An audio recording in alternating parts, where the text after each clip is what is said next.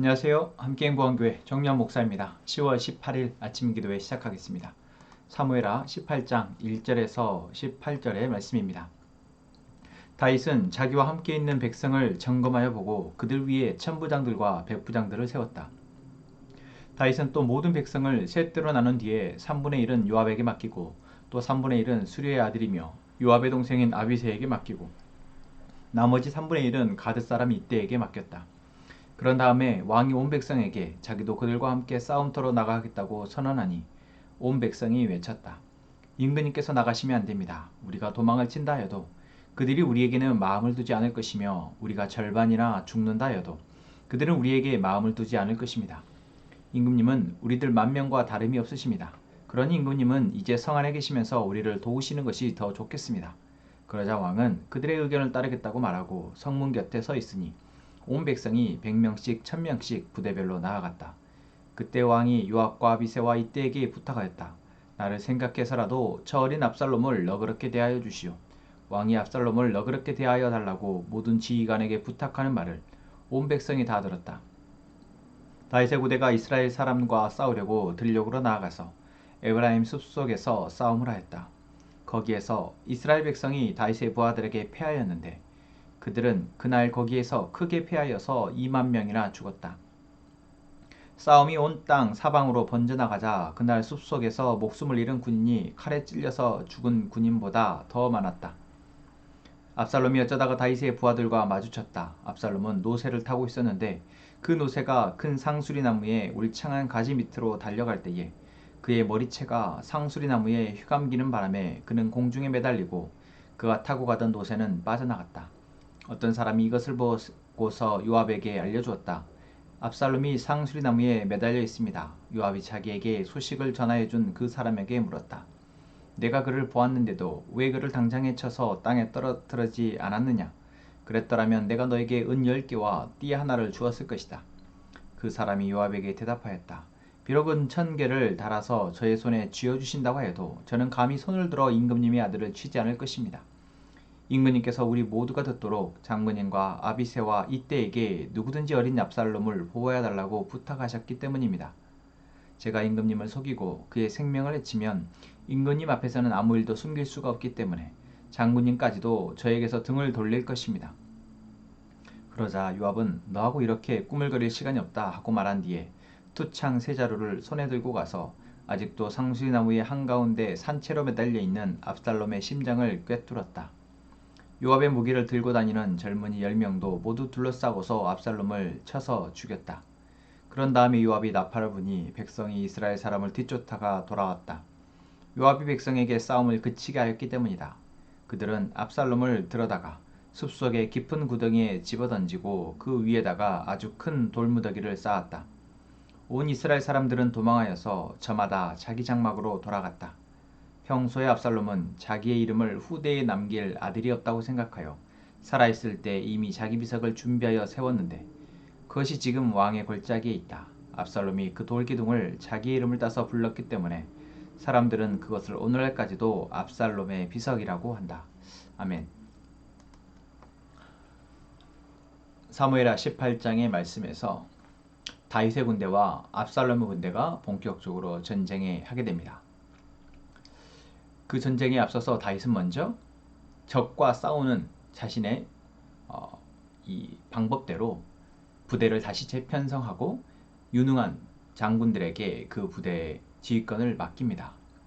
그리고 자기가 앞장서서 그 전쟁에 참여하고자 합니다.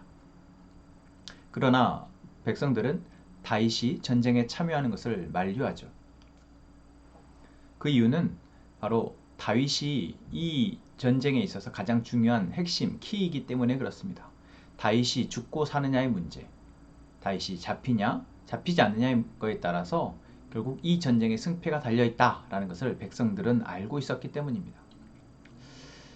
그런데 저는 오늘 이 말씀, 이 백성들의 이야기를 들으면서 백성들은 이토록 다윗을 소중하게 여기고 또한 귀하게 여기는데 다윗은 왜 지금 백성들, 유다와 이 이스라엘, 온 이스라엘 백성들이 하여금 이렇게 전쟁의 상황에까지 이르도록 내버려 두었는가?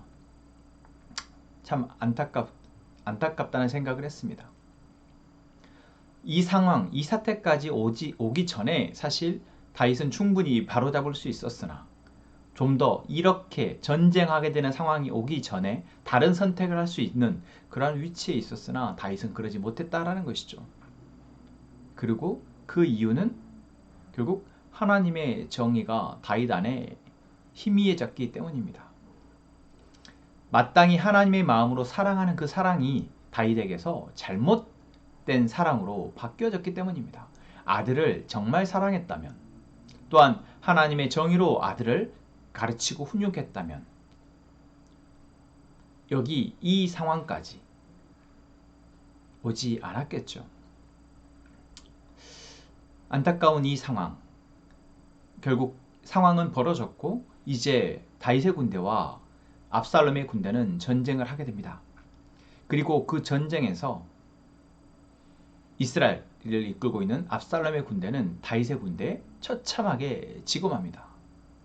오늘 본문에 보면 2만 명이라는 사람이 죽어했다라고 나오는데, 여러분, 한 나라에 몇백 명, 몇천 명도 아니고 2만 명이라는 사람이 죽었다라는 것은 어마어마한 전쟁이었고, 그리고 그 전쟁으로 인해서 압살롬의 군대가 처참하게 패했다라는 것을 알 수 있죠. 그래서 결국 압살롬과 압살롬의 군대는 뿔뿔이 흩어지게 됩니다. 그러다 압살롬은 정말 말도 안 되게 나뭇가지에 자기 머리가 걸려서 비참한 죽음의 상황에 처하게 되죠. 자, 이때 압살롬이 그렇게 나무에 걸려 있다라는 이야기를 요압 장군이 듣게 됩니다. 그리고 요압 장군은 바로 압살롬을 망설이지 않고 죽입니다. 그런데 우리는 여기에서 압살롬의 이러한 행동이 당연히 적의 수장을 죽이는 행동이고 그래야 한다라고 생각하지만, 압살롬의 행동에 대해서 오늘 본문이 말하고 있고 또 압살롬의 부하들이 이야기하는 것을 보면 잘못된 행동이라고 보여집니다. 왜 그렇습니까? 이 전쟁에 앞서서 다윗이 모든 군인들 앞에서 자기 아들 압살롬을 살려달라라고, 목숨은 해하지 말아달라라고 부탁했기 때문입니다. 그렇습니다. 생명은 귀하기 때문에 비록 이러한 전쟁의 상황을 자초한, 여기까지 오게 한 압살롬에 대해서 죽이기보다는 그래도 사랑의 마음으로 살리는 것, 그것이 어쩌면 아버지의 마음이라 할 수 있겠죠. 그리고 백성들 역시도 그 다윗의 말에 따랐고, 그래서 압살롬을 죽일 수 있는 상황이 왔을 때 요압의 다른 부하들은 죽이지 않고 살려서 데려가려 했습니다. 그런데 요압은 오히려 그들을 책망하면서 목숨을 해합니다. 자, 여기에서도 우리는 요압이 이전의 상황에서도 다윗의 옆에서 최측근으로서 정말 훌륭한 장수이지만 또한 자기 안에 명확한 기준이 있어서 그 기준에 따라서 다윗을 뒤흔들려 하거나 또는 다윗과 압살롬의 관계 속에서 자기의 이득을 취하려 하는 모습을 봤습니다. 오늘 본문에서도 요압은 자기의 생각에 따라서 압살롬을 망설이지 않고 죽입니다. 다윗은 살려달라라고 요청을 했고 부탁을 했지만 그 부탁, 어쩌면 명령을 듣지 않은 것이죠. 여러분, 오늘 우리는 다윗의 모습에서 또한 요압의 모습에서 정말 우리 안에 세워져야 될 정의가 무엇인지 다시 한번 생각해 보게 됩니다. 먼저 다윗은 하나님의 정의의 관념에서 죄의 문제를, 백성들을, 또한 자기의 자녀를 다스려야 했습니다. 그러지 못했죠. 다시 말하면 하나님의 명령, 하나님의 말씀, 율법에 순종하지 않은 것입니다. 오늘 요압도 그렇습니다. 요압도 압살롬을 죽일 수 있는 상황이 왔을 때 자신이 그것을 해결하고자 합니다. 그 이유가 무엇인지는 알 수 없죠. 그러나 자신이 받은 명령인 압살롬을 살려서 데려오라는 다윗 왕의 명령에 자신은 불복하고 자기의 생각대로 죽이고 맙니다. 여러분, 요압에게 있어서 해야 할 마땅한 행동의 기준은 무엇입니까? 다윗 왕의 명령에 따르는 것입니다. 그런데 요압은 그 명령을 자기의 생각에 따라서 거역합니다. 여러분, 다윗이 또한 요압이 하고 있는 것, 그것은 바로 나의 위의 권위에 순종하지 않는 것입니다.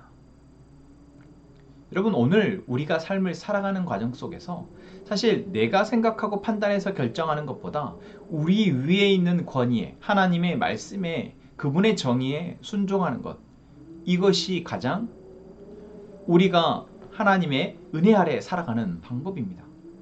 지난주일 말씀에서도 서로 그렇게 내가 정의에, 사랑의 편에 서서 살아가더라도 손해를 당할 수 있고 억울한 일을 당할 수 있지만, 여러분, 그 상황 가운데 함께하고 계신 하나님은 반드시 갚아주신다라는 것이죠. 다시 회복시키신다라는 것입니다. 그런데 우리는 지금 이 사무엘의 말씀에서 결국 하나님의 말씀과 그 정의에, 사랑과 그 정의에 따라서 삶을 살아가지 못하고 올바른 선택을 하지 못했던 안타까운 결말에 계속해서 보고 있는 것입니다. 여러분, 우리의 삶이 이러한 안타까운 삶의 연속으로 나아가지 않기를 원합니다. 안타까운 삶의 연속이 아니라 비록 쉽지 않은 삶의 모습이지만 하나님의 말씀에 순종함으로, 그 사랑과 그 정의의 기준에 따라, 그 말씀에 따라 순종함으로 결국 하나님의 기뻐하시는 길로 나아가는 그런 저희가 되기를 소망합니다. 기도하겠습니다. 하나님, 오늘 우리에게 하나님의 말씀을 듣고 또한 생각하게 하시니 감사합니다. 우리에게 주신 이 말씀이 우리에게 다시 한번 하나님의 말씀에 순종하며 살아가는지를 보게 합니다. 내 삶의 기준이 하나님의 정의인지, 하나님께서 우리에게 베푸셨던 사랑이며 또한 우리에게 바라시는 사랑의 모습인지 생각합니다. 주님, 하나님의 사랑과 정의로 우리의 마음이 충만케 하여 주옵소서. 그것으로 가득하여서 삶의 순간순간마다 그 기준이 우리를 살아가게, 그 기준이 우리의 삶을 이끌어가게 하여 주옵소서.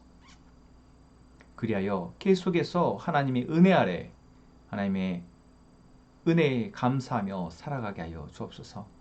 함께 행복한 가족들, 하루하루의 삶의 모든 순간에 어떠한 상황에 처하더라도 하나님의 돌보심과 승리케 하심을 믿고 흔들리지 않고 승리하며 살아가게 하여 주옵소서. 명근 형제를 위해서 기도합니다. 명근 형제, 하나님께서 우리 공동체 안에서 조금씩 마음을 열게 하시고 또한 그 가운데 이제 한 걸음 한 걸음 하나님께 나아가게 하시니 감사합니다. 그 발걸음 하나님께서 응원하시고 격려하시고 더 하나님의 사랑으로 마음 안에 상처들과 또한 힘듦을 내려놓고 회복되어지는, 그래서 더 행복한 삶을, 그래서 가장으로서 살아갈 수 있도록 도우시옵소서. 하나님, 현아자매 가정에서 또한 직장에서 또한 공동체에서 각자의 위치와 자리에서 쉽지 않은 삶의 무게들을 감당하며 기도하며 살아가려 합니다. 주님, 붙들어 주시고 그 가운데 힘을 주셔서 어디에서든 그곳에서 하나님이 함께 하심을 고백하며 살아낼 수 있도록 도와주옵소서. 라헬이 준서, 하나님이 이 귀한 두 자녀를 이 가정에 허락하셨사오니 이 아이들이 부모의 사랑을 통해서 건강하게 자라게 하시며 또한 육체적으로도 정성적으로도 충분히 사랑받고 자란 아이들로, 또한 사랑을 나누는 아이들로 자라나게 하여 주옵소서. 하나님, 이 시간 우리의 가족들이 하나님 앞에 기도합니다.